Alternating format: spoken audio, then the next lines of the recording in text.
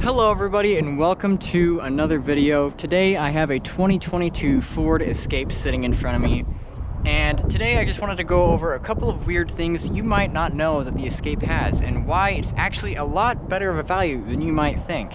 First, I just want to go over the general specifications of this vehicle. This particular one is in carbonized gray and it has the 1.5 liter inline 3, which makes 181 horsepower. And you might be asking yourself, why does it have an inline 3? Well, the better question to ask is, how does it make 181 horsepower? That is due to the turbo that it has. But even with the turbo, you're still going to be getting 28 miles per gallon in the city and 34 on the highway. And for anyone interested in the specifics of how this engine looks under the hood, honestly, it doesn't look very pretty, but at least they didn't try to hide it with a beauty cover. Yeah, it looks like spaghetti, but you're still getting 181 horsepower out of that inline 3. And even though, yeah, it has a turbo on it, it's still going to be pretty quick.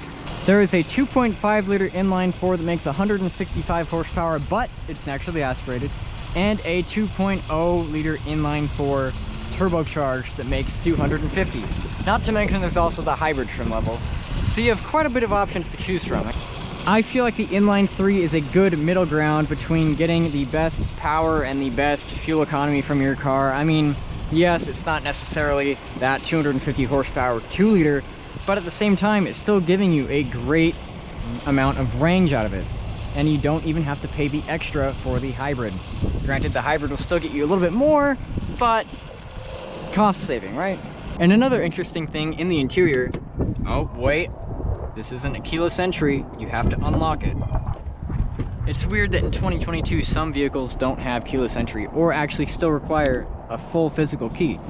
Not that it's a bad thing for what this car is priced at, which is around $27,000 for a brand new Escape, but it's just an interesting thing to note. On top of other interesting things to note, this screen is pretty odd. Even though this screen right here might be really small, if you pop it into reverse, the actual backup camera is very high quality, which is something that I wouldn't actually expect. Something that's a little bit less interesting but still noteworthy is the fact that despite this car being only the SE, it has pretty great materials all around. I mean, this is not even plastic, this is actually something squidgy metal trim around the window switches, and it's got this nice like vinyl wood around the cup holders. It's got really nice metal on the shifter and around the climate controls. And overall, it just has a very nice and modern design. If you know Ford, this is not far off from their other modern cars, and I think that is a good thing. Because you can get into one that feels great on the inside, but doesn't have to cost you as much as what a titanium would. And the other thing I want to talk about, even though I sort of already mentioned it before, was the fuel economy. I mean, right now I'm only getting 8.7 miles per gallon, which is pretty terrible, but this is a brand new car. It only has 13.6 miles on it. You got to give it some slack. It has to take some time to actually get the correct measurement of what you'd be getting.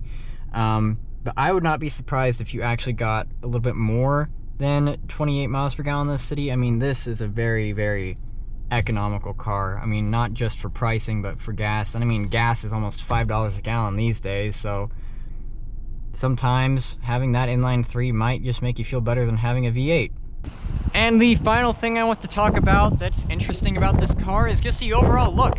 You might not think that a Ford Escape would look so good, but if you see one in real life, you'd be impressed. They look pretty snazzy. Yeah, on the interior there were some corners that were cut, but you get that money back in savings by not having to spend it on something like a titanium. So if you have a budget around $30,000 and you want a car that has some pretty good fuel economy and some pretty good horsepower numbers for what it is, that won't leave you behind on a stoplight like a grandma, well, this might be a good car. I mean, it looks good on the outside, it looks pretty good on the inside, and if you really can't live with the screen and you really can't live with something like the way that these rims look, then you just have to upgrade to the next trim level up, and it's not even that much more. So overall, the Ford Escape SE 1.5 liter inline 3 is a good car. And that'll wrap it up for today's video. If you enjoyed this video and want more reviews about similar cars or cars that are even way different, like an Audi RS7 for example, make sure you subscribe. We have all of that coming and more.